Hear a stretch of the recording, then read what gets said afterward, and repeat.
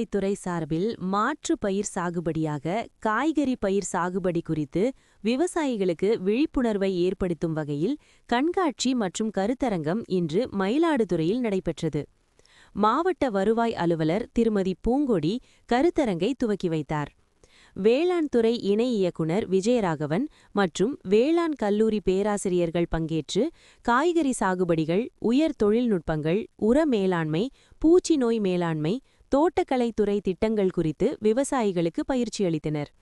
கருத்தரங்கை முன்னிட்டு தோட்டக்கலைத்துறை சார்பில் காய்கறிகள், பழங்கள் மற்றும் அதன் சாகுபடிகள் குறித்த கண்காட்சி நடைபெற்றது. நூற்றுக்கணக்கான விவசாயிகள் இதில் பங்கேற்று பயன்பெற்றனர்.